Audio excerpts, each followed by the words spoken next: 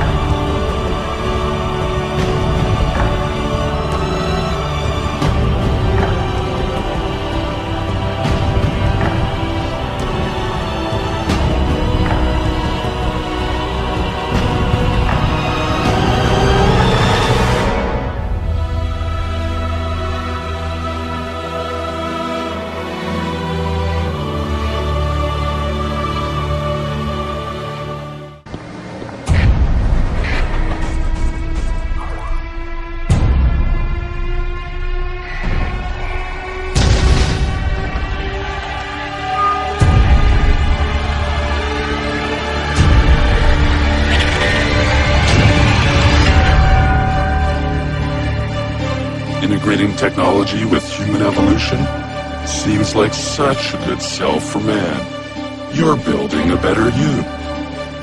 But the fact is, it's just simply not true. Human augmentation. Surf industry. Rising deaths on the street. This is a business that's driven by fear.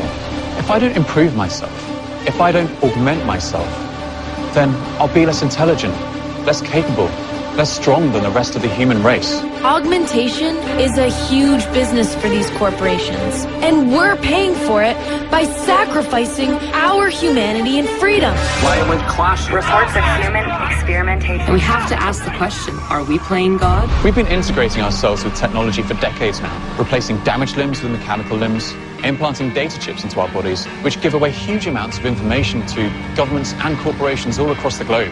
At no point have they thought about the consequences of their actions. They actively encourage you to exchange your perfectly functional body parts for upgraded augmentations.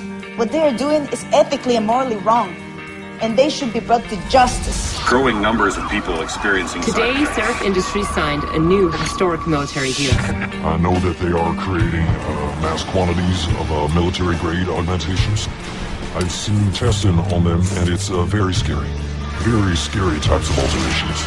They want to systematically turn us into machines and pump us full of their drugs. You have to take Neuropozyne, one of the most dangerous and addictive drugs that exists in the world today. You'll have to take this drug for the rest of your life.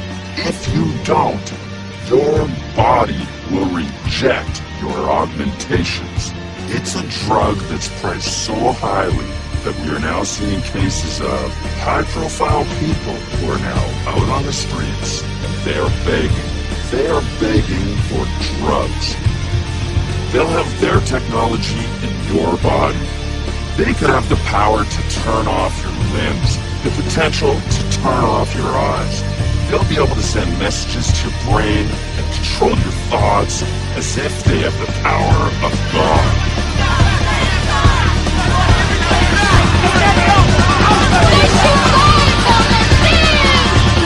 If you don't take their drugs, you'll die. People have been abused, kidnapped, experimented on. Any kind of resistance or opposition is met with fierce and brutal terror on the people. When does this stop? When will you stand up and fight? They're killing our humanity!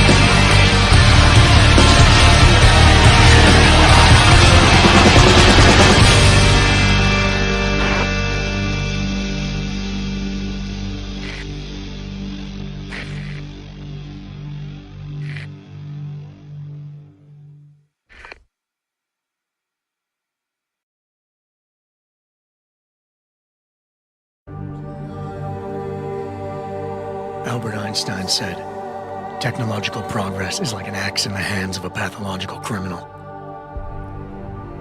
It took me a while, but I finally see his point. How often have we chased the dream of progress only to see it perverted?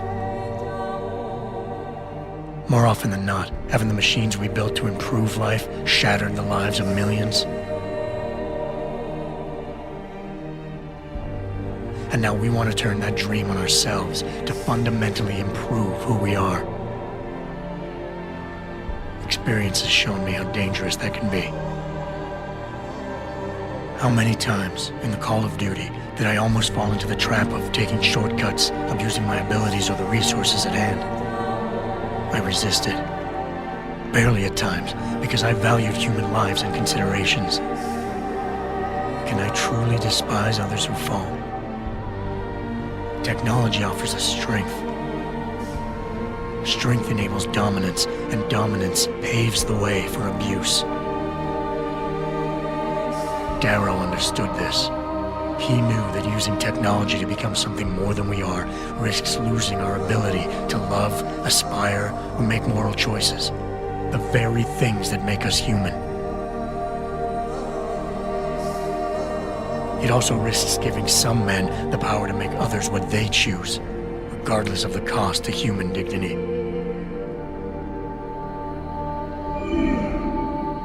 The suffering Darrow inflicted is not the end of the world. It is merely the seed for change. And change never comes without pain.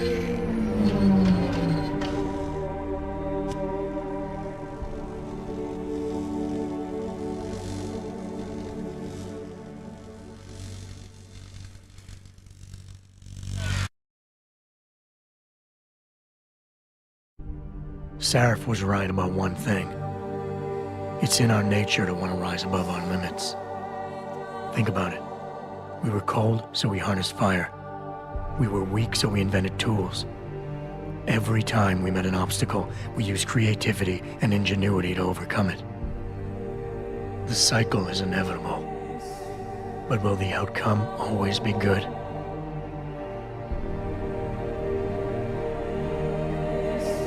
I guess that will depend on how we approach it.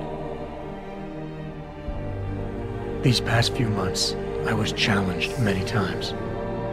But more often than not, didn't I try to keep morality in mind, knowing that my actions didn't have to harm others?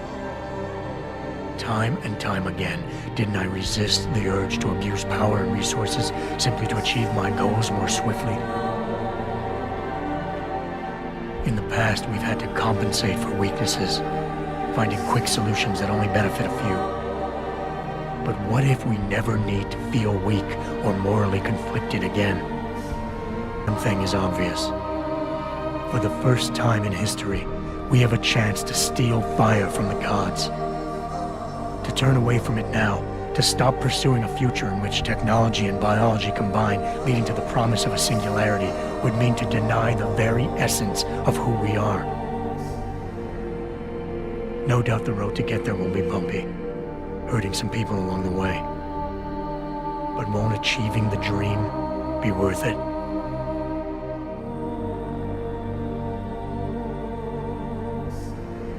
We can become the gods we've always been striving to be. We might as well get good at it.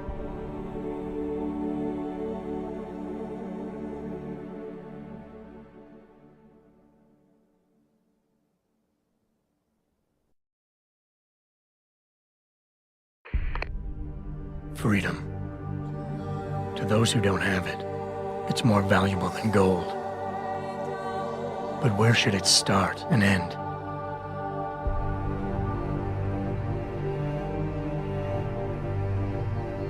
We humans often think we have the right to expand, absorb, convert, or possess anything we need to reach our dreams. But time and time again, hasn't this led to conflicts with others who essentially believe the same thing?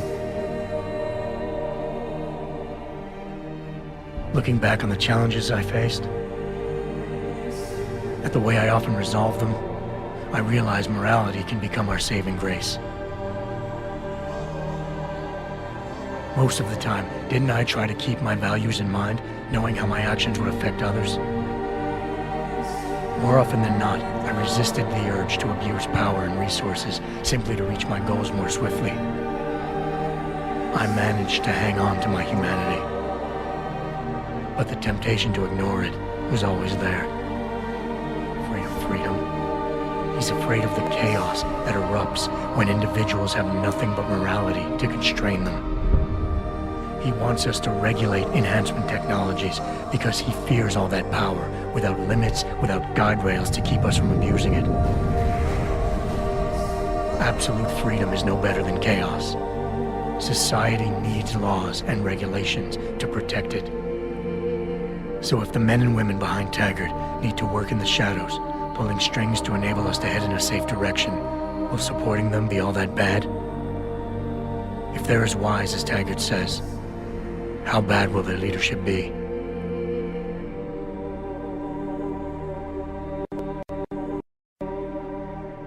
I just hope they stand by what they say.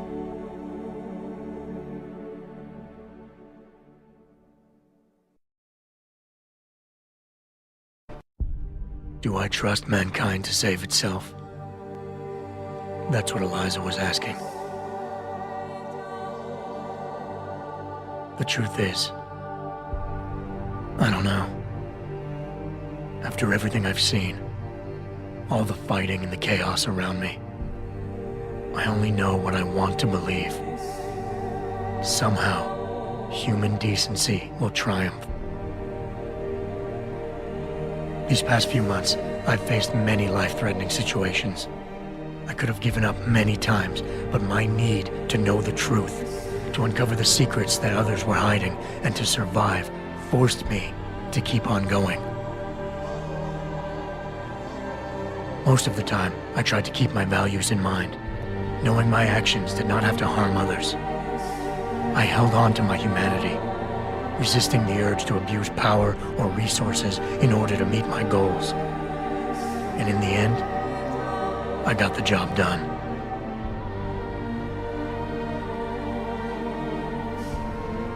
But does this mean I have the right to choose for everyone? No. Because it isn't up to me. It isn't up to Darrow, Sarah, or Taggart either.